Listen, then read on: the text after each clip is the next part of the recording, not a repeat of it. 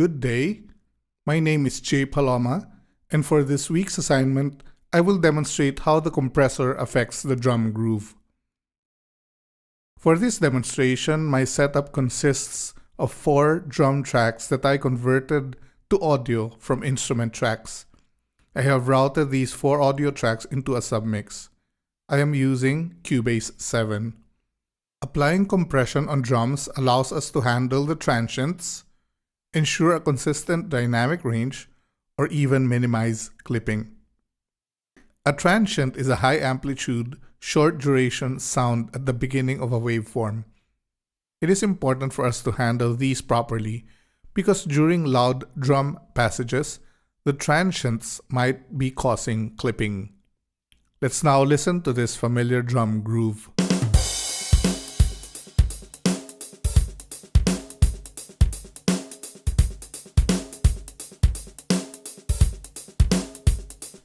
Notice the existence of ghost notes in the snare. These ghost notes may be a consideration on the application of a dynamic compressor in this instrument. I will now apply the compressor on the drums submix channel. Cubase 7 gives us 2 options on how to apply a compressor. A built-in compressor is available in the channel strip, but this lacks the visuals needed for this demonstration. So instead, I will just use a compressor insert.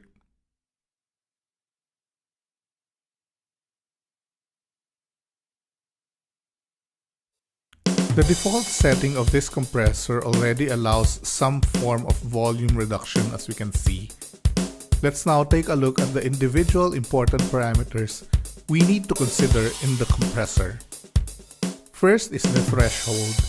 It is the sound level at which volume reduction begins to take into effect. If we lower the threshold level, we would allow for a more consistent dynamic range experience. The ratio is the amount of gain reduction over the threshold. The higher the ratio, the more sound is reduced once it goes over the threshold. Notice that in this example, since we made the threshold low and the ratio high, the ghost notes of the snare have become more prominent. The gain is our overall adjustment to compensate for the lower sound level resulting from compression. Since we have a low threshold in our example, we need to turn off the auto gain adjustment and increase the gain manually. Attack is how fast the compression begins once the threshold is reached. If we increase the attack, notice that more of the transients pass through.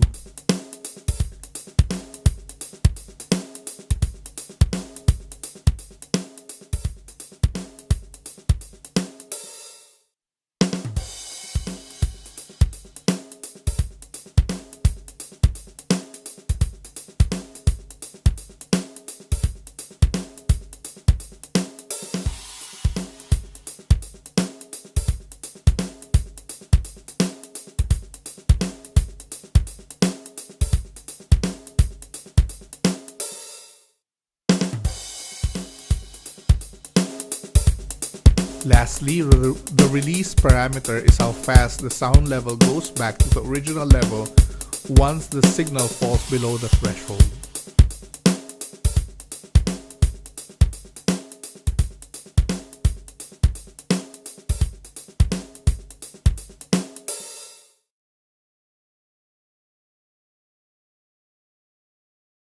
The threshold is the sound level at which the compressor's volume reduction begins.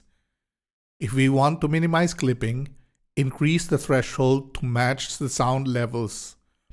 We may have to apply an increased ratio as well. For a more consistent dynamic range, set the threshold level midway. A low threshold setting would make the low tones more audible, for example, the ghost notes in this drum groove. The ratio is how much volume reduction is applied. Increasing the ratio makes the volume reduction more pronounced. This is practical if our intent is to reduce clipping during the loud passages. Decreasing ratio makes the compression effect gentler and less obvious. Adjust this parameter so that our compressor will perform as intended without sounding too unnatural.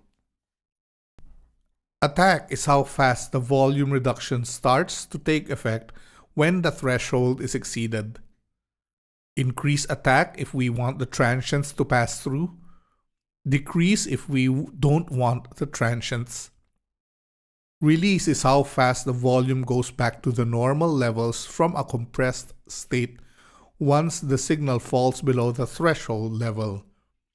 A very slow release is not desirable for drums. Adjust this so that volume transitions occur more smoothly. The makeup gain is the compressor's overall output level. Adjust this to compensate for the reduced volume due to the compressor settings. Thank you very much for viewing this video.